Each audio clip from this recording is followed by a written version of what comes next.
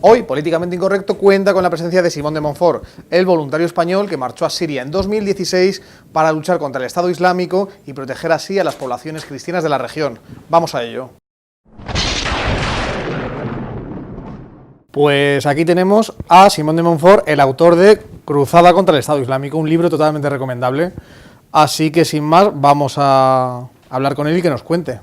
Bueno, Simón, ¿qué le lleva a un hombre de 46 años, con familia e hijos, a iniciar una aventura que le lleva hasta Siria? Pues el no poder permanecer de brazos cruzados cuando uno contemplaba en televisión, en vídeos de internet, lo que estos animales estaban haciendo con la población civil, mujeres, niños, cristianos, yazidís, kurdos, armenios, y que lo hacían solamente por el hecho de ser lo que eran, de ser cristianos, o ser de otras minorías, o de no aceptar la invasión o el Estado Islámico en sí. Cuando uno entiende que estar de brazos cruzados le va a pasar mayor factura que hacer lo que esté en su mano, pues uno se lanza a hacer lo que uno puede. ¿Y cómo empieza el viaje?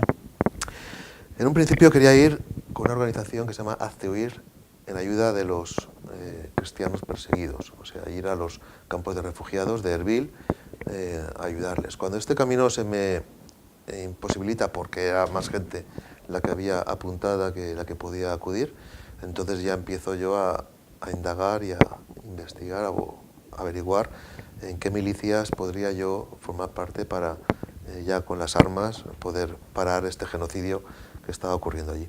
En un principio contacté con una organización francesa, se llama DIUNASWA, que me llevó a los peshmergas del PUK en la zona de Kirkuk, y cuando este frente se estabilizó, pues a partir de ahí ya, pues pasando por una milicia yazidí, llegamos a la milicia de la YPG en Rojava, en la cual ya llevo 3 años siendo parte de esta milicia. ¿Y esto es legal o se viola algún tipo de legislación de derecho internacional que impida? La legalidad la tendrían que infringir aquellas naciones que no están haciendo nada por parar un genocidio.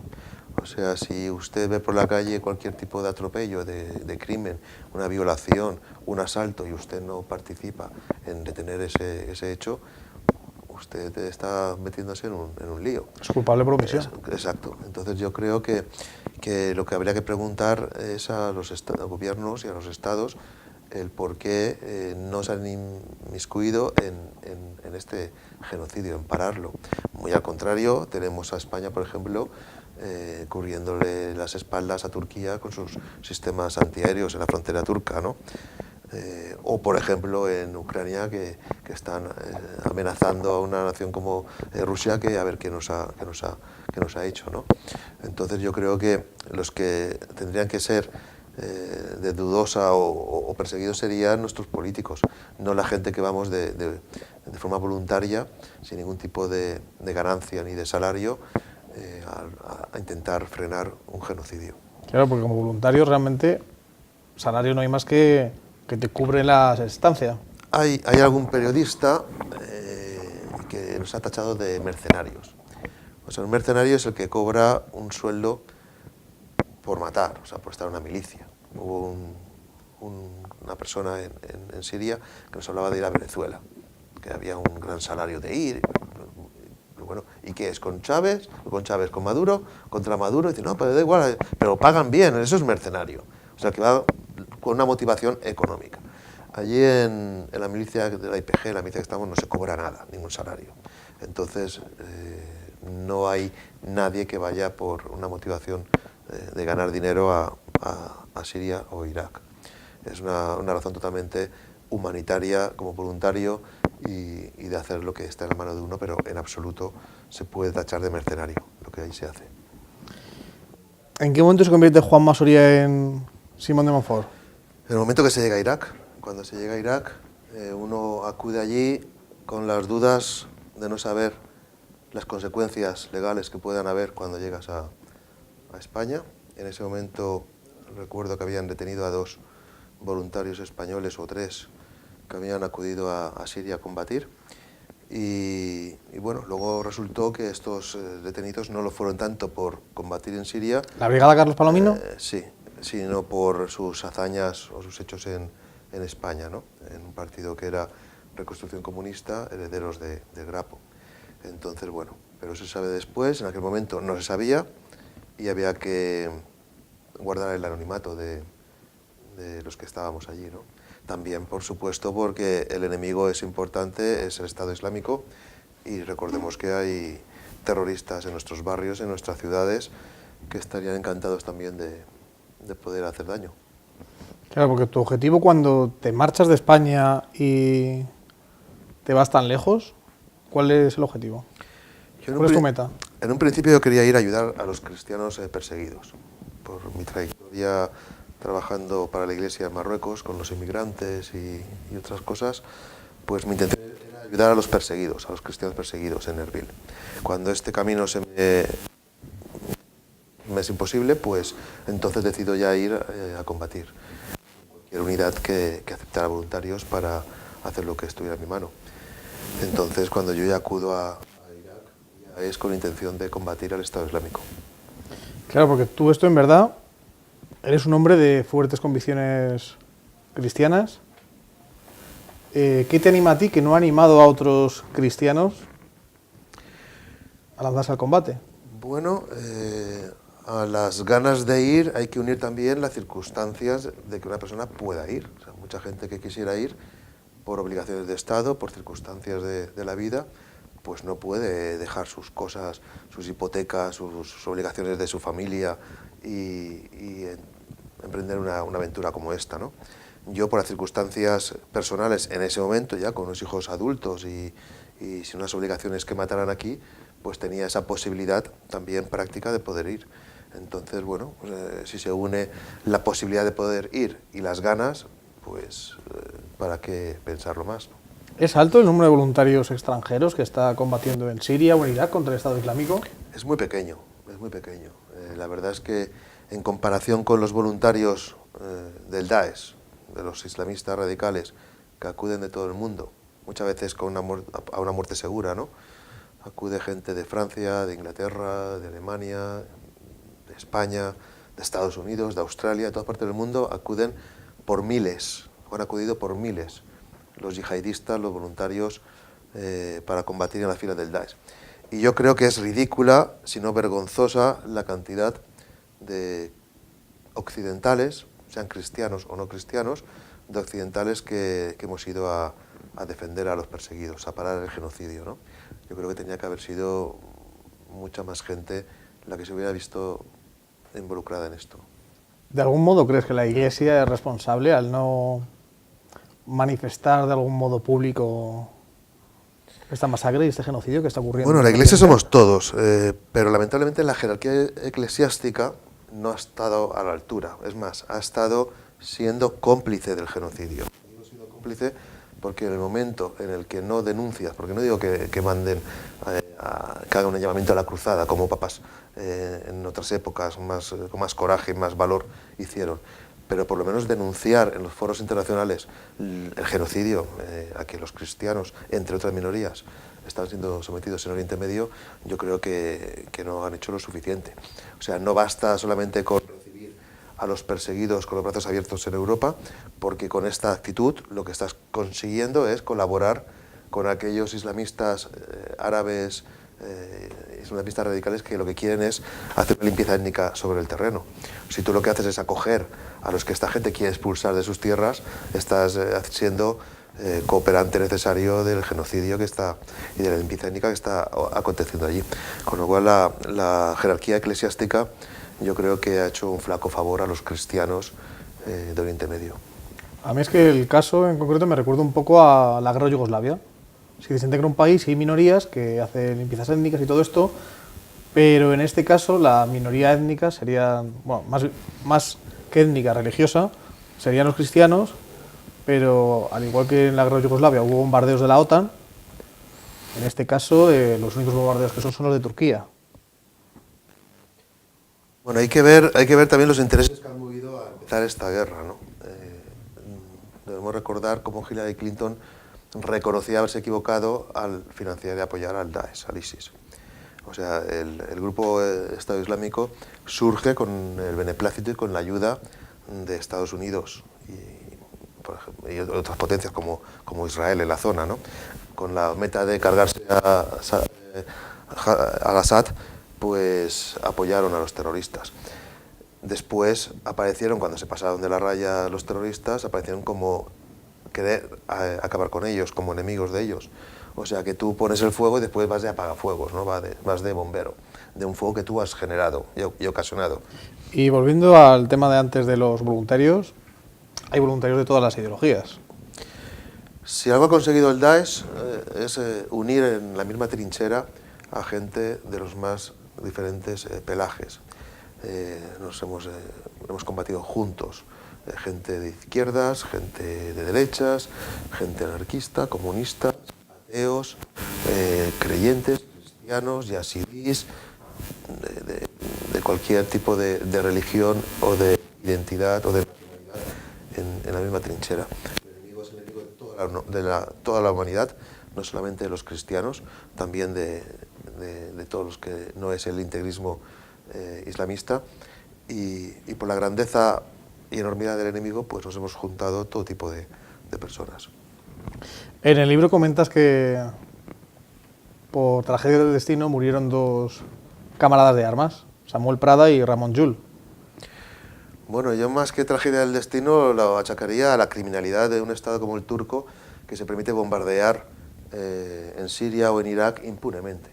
O sea, yo no sé qué patente de corso tiene Turquía, como Israel, por ejemplo, que pueden permitirse bombardear cuando les da la gana y les viene en gana en conflictos donde no se les ha llamado ni se les esperaba, y defendiendo sus intereses o a sus grupos terroristas, pues han atacado con total impunidad.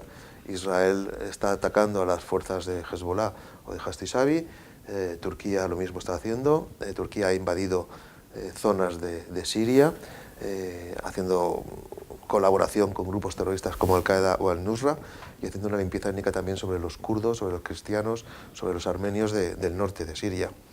Entonces, más que una tragedia, digamos, casual, ha sido un crimen. No solamente Barán, Galicia, llamado Samuel, murió en los bombardeos de Turquía, también otros compañeros franceses y alemanes han muerto en Afrin o en otras zonas del norte de Siria.